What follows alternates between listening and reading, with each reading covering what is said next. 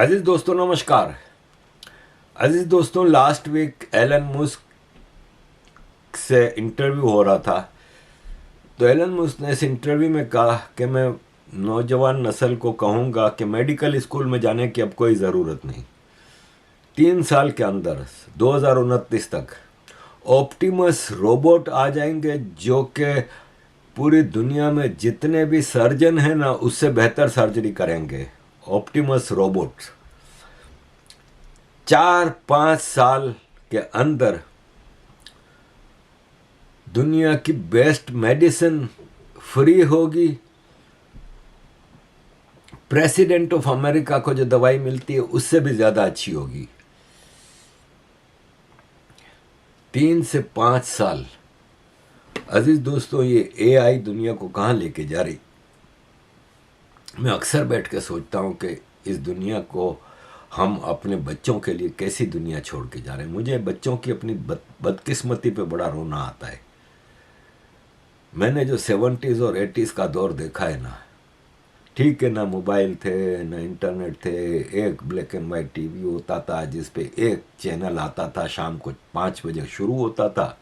1 घंटा वही तिलावत और कुरान और लेक्चर और इस्लामिक चलता था। फिर 5 मिनट का बच्चों का एक कार्टून आता था, फिर कोई भाषण आता था और इस तरह रात के 11 बजे चैनल बंद। मुझे मेरे बच्चे अक्सर पूछते हैं कि पापा आप लोगों का टाइम कैसे गुजरता था, ना मोबाइल होता था ना सोशल मीडिया होता था ना कुछ। मैं भी अक्सर बैठ कर सोचता हूँ, मुझे कभी अपनी ज़िंदगी में बोरियत का एहसास नहीं हुआ। कितनी प्रैक्टिकल दुनिया थी, कितनी सिमटी हुई दुनिया थी। सारे रिश्तेदार, दोस्त, मोहल्लेदार एक फैमिली की तरह रहते थे। झगड़े फसाद उस ज़माने में भी थे, आपस में, फैमिलियों में, रिश्तेदारों में, दोस्तों में, लेकिन अजनबियत ऐसी ना थी जो आज है। आज तो हमारे घर की मैं आपको मिसाल देता हूँ, बाकी सबको छोड़ें। बेटा ऊपर अपने कमरे से फ़ोन करता है कोई काम होता है तो।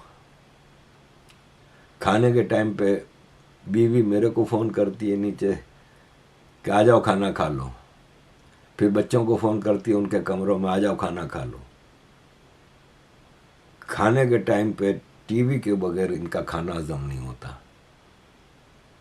तो ये है कि किस किस्म की हम एक आर्टिफिशियल दुनिया छोड़ के जा रहे हैं। और जितने कंट्रोल में हैं वो आज़ादियां हमने देखी हैं, जो आज के ज़माने में आज़ादी शायद उससे ज़्यादा है। सेक्स देखने की, एक क्लिक करो बटन, आपको सारी दुनिया का सेक्स आपके मोबाइल पे मिल जाएगा। सेक्स करने की, गुनाह करने की, गलत काम करने की बहुत आज़ादियाँ हैं, उस ज़माने से ज़्यादा हैं। लेकिन जितनी ग़ुलामी आज की है ना, आप एक एक चीज़ में सरकार के कंट्रोल में है। आपका मोबाइल आपकी हथकड़ी है। सरकार को आपकी एक एक मूवमेंट का पता है। आज हर आदमी के पास एक प्लास्टिक का बैंक कार्ड है। हम तो जब छोटे थे तो बैंक में जब जाना होता था तो उधर जाते थे, स्लिप बुक भरते थे, पैसे जमा करने के लिए चेक देते थे तो पैसे मिलते थे। 2 दिन पहले अगर 5,000 रुपये का चेक है या तो 2 दिन पहले चेक जमा कराना पड़ता था। आज आपको ये आज़ादी है कि क्लिक किया, कार्ड रखा, पेमेंट हो गई, यूपीआई ठक किया, पेमेंट हो गई। लेकिन दिस इज गुलामी। आपकी एक एक एक्टिविटी गवर्नमेंट रिकॉर्ड कर रही है। आपकी गाड़ी, आपने टैक्स नहीं भरा, कैमरे लगे हुए,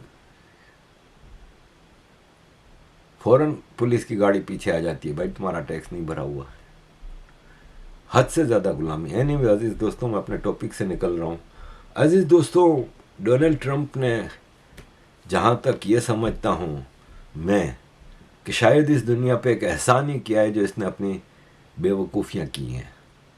वो जो मोनोपोली थी ना एक अमेरिकन सुपर पावर की, और इसने कहा कि चाइना को रोकना है, रशिया को रोकना है, इस चक्कर में इसने जो बेवकूफ़ी की, अक्सर लोग कहते हैं कि ये चाइना का एजेंट है जो अमेरिका को आइसोलेट कर रहा है पूरी दुनिया में। मुझे याद है कि जब बर्जनेव, ये सोवियत यूनियन का प्रेसिडेंट, मरता है, फिर यूरी आंद्रोपोव मरता है, फिर चर्नेंको मरता है, तो जब गोर्बाचेव प्रेसिडेंट बना ना सोवियत यूनियन का, तो दुनिया कहने लगे कि ये CIA एजेंट है, ये सोवियत यूनियन तोड़ने आया है। और 2-3 सालों में सोवियत यूनियन कोलैप्स की तरफ चला गया। मैं 90 में जब बेल्जियम में रहता था तो मेरे गोरे दोस्त बहुत ज़्यादा थे, और वो सारे सोशलिस्ट थे, कम्युनिस्ट भी थे उसमें, और मैं भी लेफ्ट इंक्लाइंड हुआ करता था नॉलेज की कमी की वजह से। तो वो मुझे कहते थे कि गोर्बाचोव CIA एजेंट नहीं था, CIA एजेंट था, लेकिन गोर्बाचोव ने सोवियत यूनियन नहीं तोड़ा, गोर्बाचोव ने थर्ड वर्ल्ड अमेरिका को बेच दी।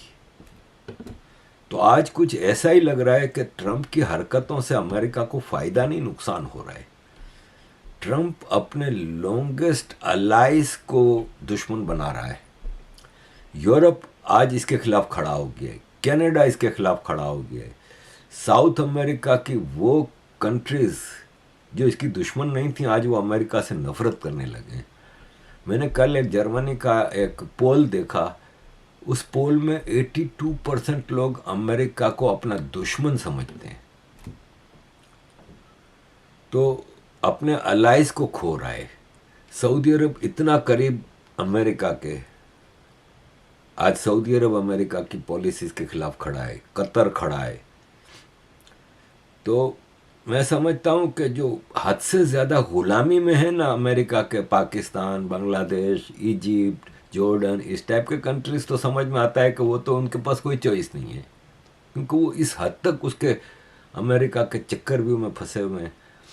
यूरोप का भी यही हाल है, यूरोप भी अमेरिका के चक्करव्यूह में बहुत ज़्यादा जकड़ा हुआ है। अमेरिका ने यूरोप को कहीं का नहीं छोड़ा, लेकिन स्टिल यूरोप आज भी, अगर यूरोप पूरा देखा जाए, including United kingdom, Switzerland, Norway, जो कि यूरोपियन यूनियन के मेंबर नहीं है ये 3 कंट्री, लेकिन ये 3 very strong and rich countries हैं।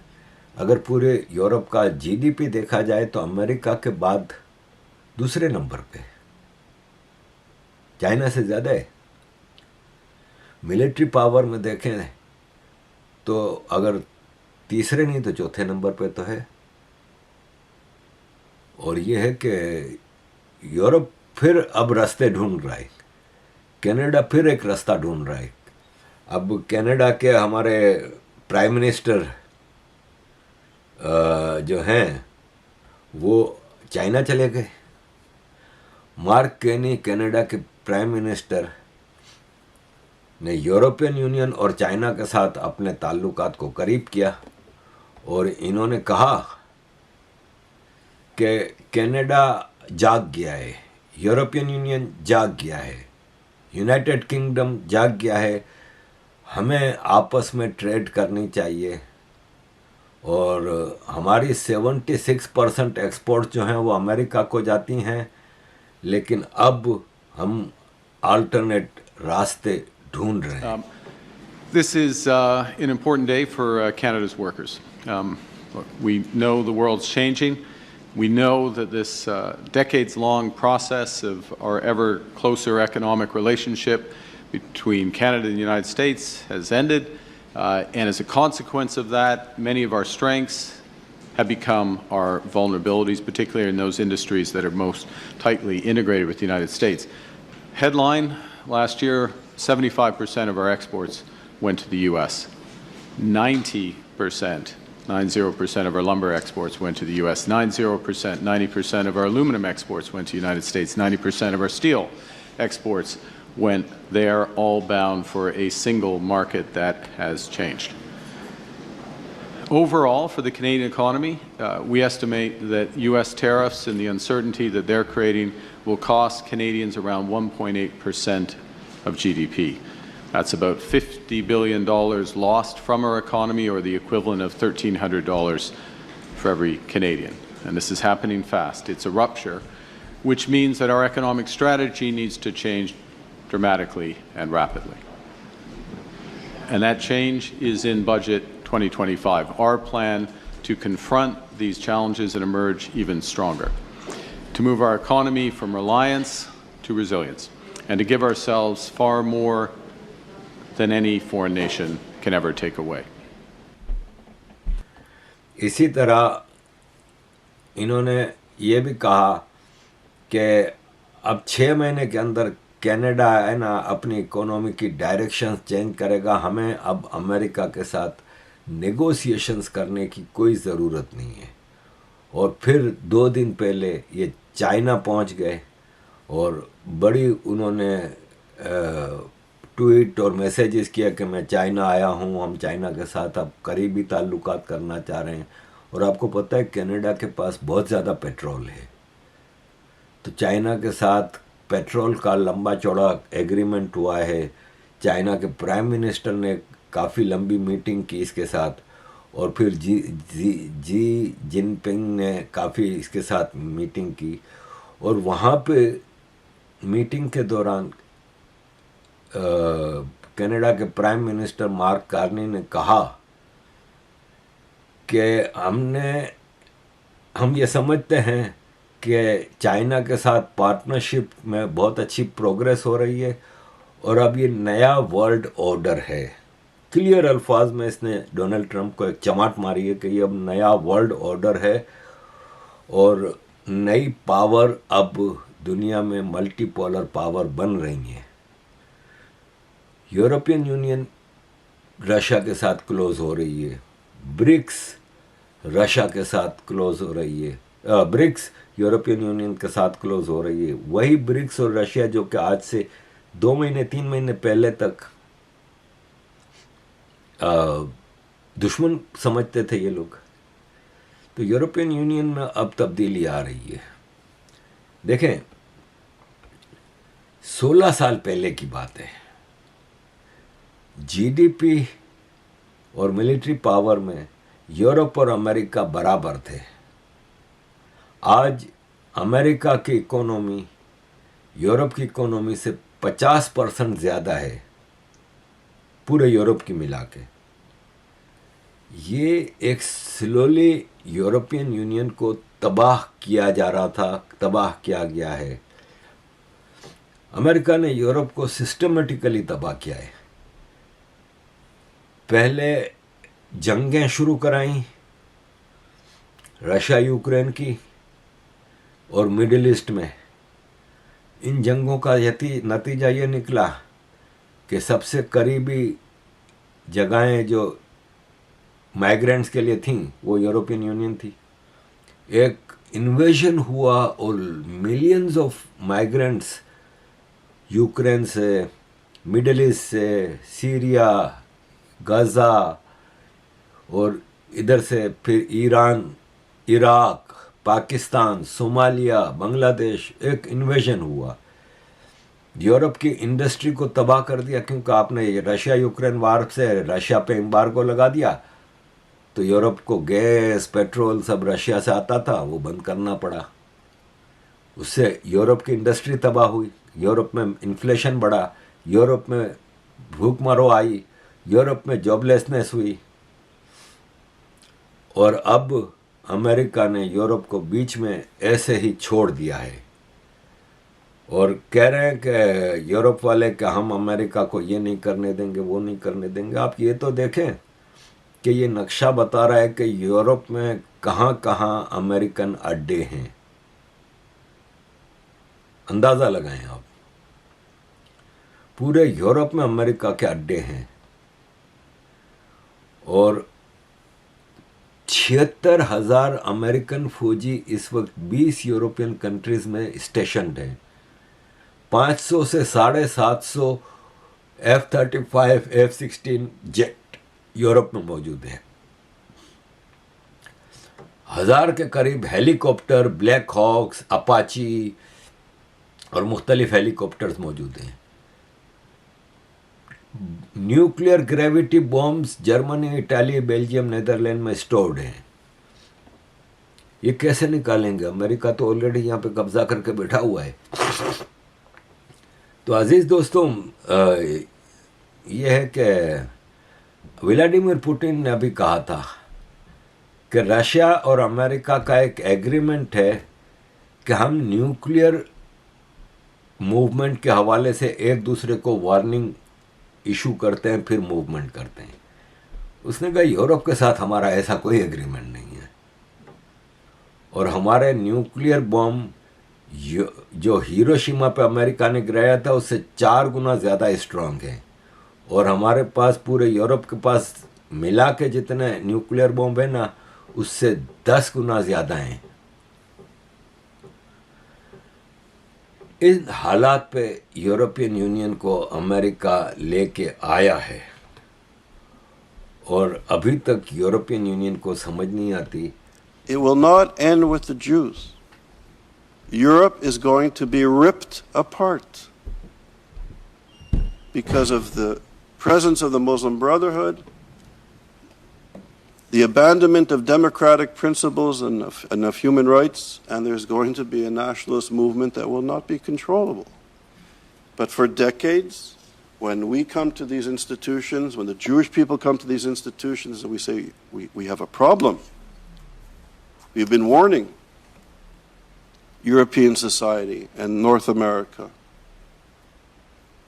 and to no avail. But now it's deep in the heart of your cities and your culture and your institutions, and you have a significant problem. We have graduates in Europe and North America coming out of the best university supporting and praising and walking in the streets supporting Hamas. Hamas is not only genocidal in its anti-Semitism, also headquartered in Qatar, but they believe in the subjugation of women, the murdering of gay people, and the destruction of democracy.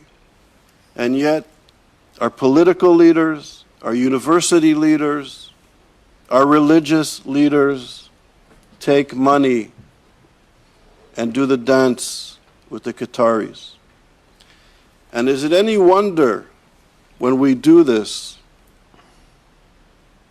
that now moving into the second generation, the people coming out of the university support Hamas, support sophisticated second generation supporters of Hamas, who are now the mayor of New York City, once the great Jewish city, in which now sitting around Shabbat tables in New York, Jewish Americans, Jewish people living in New York are asking the question, where do we go?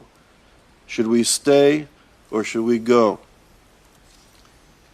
But as Elie Wiesel always taught us, anti-Semitism may begin with the Jewish people, but it never ends with the Jewish people.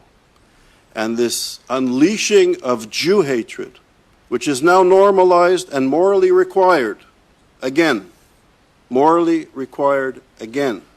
because it runs deep in European society.